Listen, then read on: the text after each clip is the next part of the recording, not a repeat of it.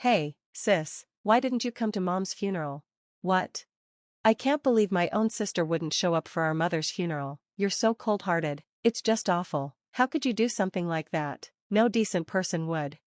The call from my sister left me speechless. Mom had passed away 3 years ago, and we'd already had the funeral. I had no idea what she was talking about. I'm married now, raising a family. My husband and I both work, but we make sure to shower our kids with extra love and attention. He's supportive in every way, from housework to parenting, and I feel so proud of the life we've built together. I've always been determined to give my children a happy home, one they'll never question like I did when I was their age.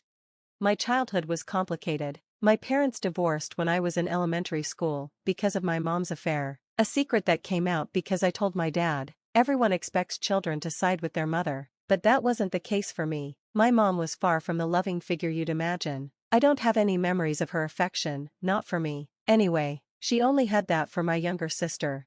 It felt like even simple household chores were too much of a burden for her, so they became my responsibility, more of an obligation than a choice. After I exposed her affair, my mom's resentment toward me grew. She despised me for betraying her, and I was left with deep emotional and physical scars from her cruelty. When the divorce was finalized, she took my sister and left. Even so, my dad and grandparents made sure I could still see my sister regularly, at least for a while. By the time I reached middle school, the visits became less frequent. I thought it was just the natural drift of adulthood, but it turned out my sister was intentionally avoiding me. I confronted her after she turned down a few attempts to meet up. That's when she told me what our mom had said. In her eyes, I was the reason our family fell apart. She believed I was a traitor. Worse, she feared that if she stayed close to me, she'd be abandoned next. She couldn't bear to meet with me anymore, not without risking our mother's wrath.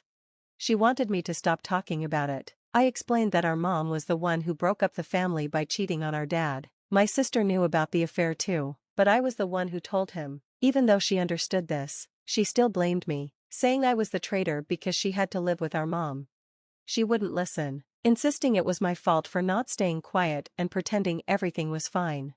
While all this was happening, my dad got remarried, and I gained a stepmother. It felt strange at first, but my stepmother tried hard to be a good mother to me. Seeing how much effort she put in, I decided to embrace my new family and appreciate her. I stopped reaching out to my sister, and before long, we lost contact completely.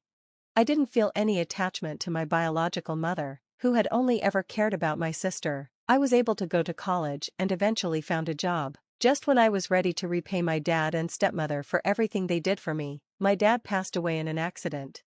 Even though we hadn't been close, I let my sister know that our dad had died, but instead of offering any sympathy, she just said, "Serves him right," and laughed. I expected her and my mom to come to the funeral, but they never showed up. Yet, when it was time to talk about my dad's inheritance, they both appeared out of nowhere. Everyone was shocked by how they looked, wearing flashy clothes and heavy makeup. They barely looked like the people I remembered. It seemed they enjoyed dressing up like that now. They complained that they weren't told about the inheritance meeting date and had to keep checking every day. My mom had been hanging around, hoping to join in on the inheritance discussion. I thought it would have been better if she had just come to the funeral instead. The inheritance talk was scheduled right after the funeral, so it wasn't hard to figure out. During the meeting, my mom said, "Because of you, my poor daughter suffered. You'll make sure we get a fair share, right?" Even though my parents were divorced and lived apart, my sister and I still had the right to inherit from our father. I had no plans to refuse that. However, my father didn't have a large estate, and it wasn't enough to be split among everyone. I could earn my own money, and my stepmother was still young and able to continue working. She planned to keep working for a while, so even if I gave my father's inheritance to my biological mother, my stepmother wouldn't face any financial hardship. I didn't want any more conflict, so I gave up my claim to the inheritance. My mother, however, began mocking my father, calling him stupid for making such a big deal out of her affair and pushing for a divorce. She said she only agreed to it because he was small-minded. My sister chimed in, saying it wasn't our dad who left mom, but the other way around, mocking me for living with him. They both laughed, insulting my father even though he had passed away. My sister even took a shot at me, saying it was pathetic I was raised by a man who got dumped, and that I looked older than my own mother. She ridiculed me for not having a boyfriend, saying I wasn't a real woman if I couldn't attract a man.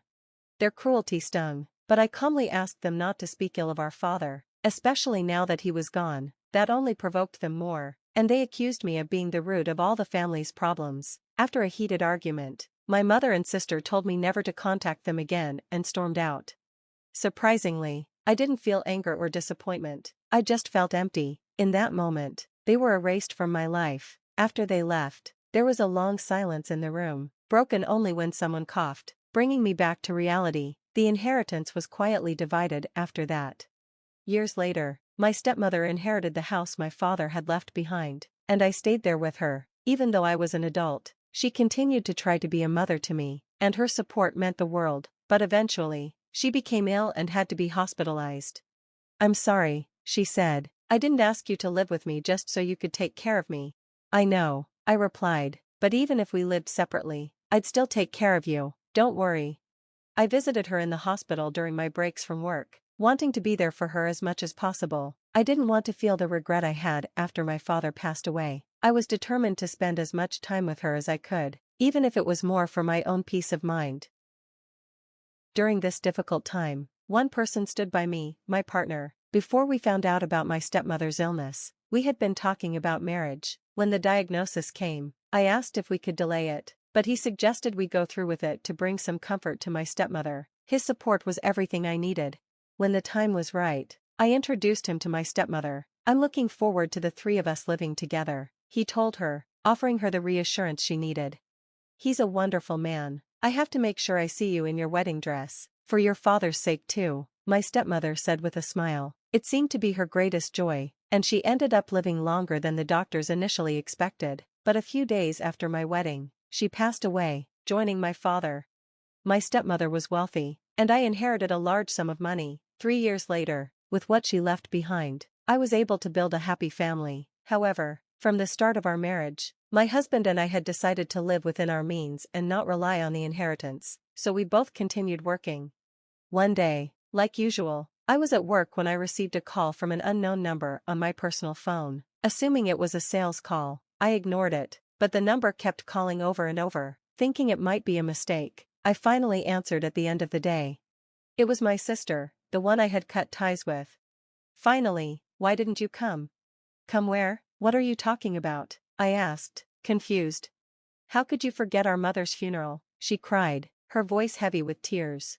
"What are you talking about? Mom's funeral was 3 years ago," I replied, completely puzzled.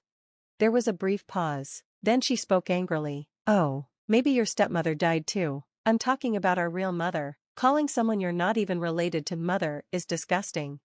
Her words irritated me, but I brushed it off, realizing she must be in shock from losing her mother. To me, though, my real mother was my stepmother. She had married my dad and taken on the role of a mother to me, a middle schooler at the time, practically overnight. I didn't fully appreciate her efforts until I had a family of my own.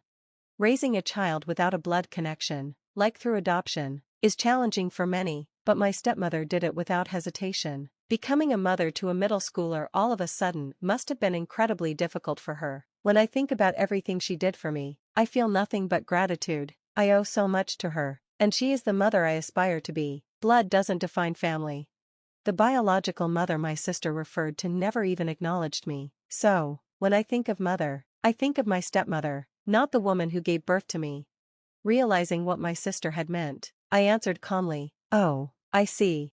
I heard banging or stomping on the other end of the line, followed by her furious voice. "What's with that indifferent attitude? The funeral is over, and you didn't even come. It's awful not to attend your own mother's funeral. You're so cold-blooded."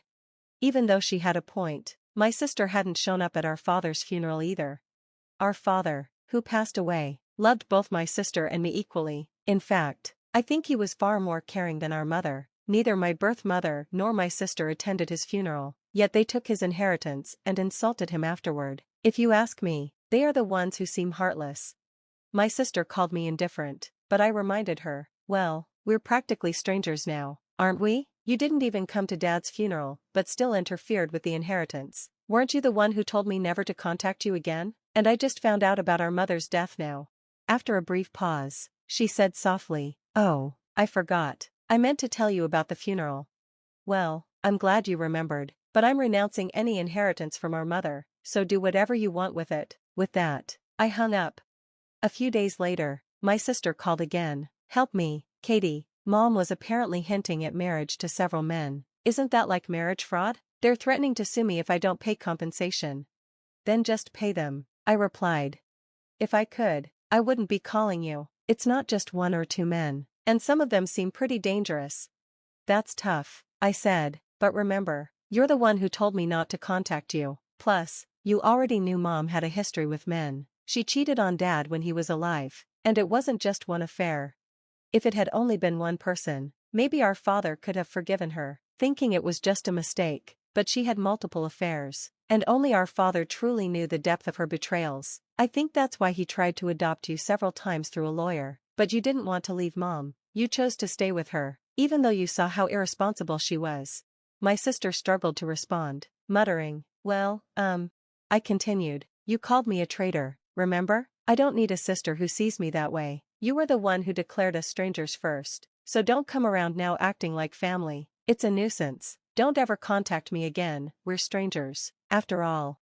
I hung up without waiting for her response, blocked her number, and returned to my home where my family was waiting for me. Later, I received a call from my biological mother's relatives. They apologized for the way my mother and sister had treated me, but for me, it was already over. I decided to listen to what my relatives had to say. They remembered how poorly my mom treated me and were shocked that she had the nerve to go after my father's inheritance after we had cut ties. They apologized for letting her visit me while I was still grieving, but I assured them that it was all in the past. Next, they told me about my sister. Apparently, she was just as reckless with men as our mother had been. Ever since she came back, the relatives had warned her that she would face consequences if she didn't change her behavior. Instead of listening, my sister became exactly like our mother, and the family could no longer control her actions. Mom got involved with bad men, and my sister was dragged into illegal activities because of it. Feeling trapped, my sister started dating multiple men at once, leading to several heated confrontations. The relatives finally told her they would cut ties if she didn't turn her life around. When our mother died, they followed through with that decision since my sister was an adult. Right after our mother's funeral, there was another confrontation, and since then, no one has known where my sister went. The relatives advised me not to get involved with her anymore. I hadn't planned on it anyway, but I couldn't help feeling a little sorry for her. Maybe there was some sympathy to be found in the fact that she got pulled into criminal activities. Still, there must have been ways for her to make things right. If she didn't, that's on her. That's what I decided after the call ended. As I hung up, I heard my husband and children laughing in the next room. I felt a strong need to protect the family I had now, and I resolved to live my life using my mother and sister as examples of what not to become.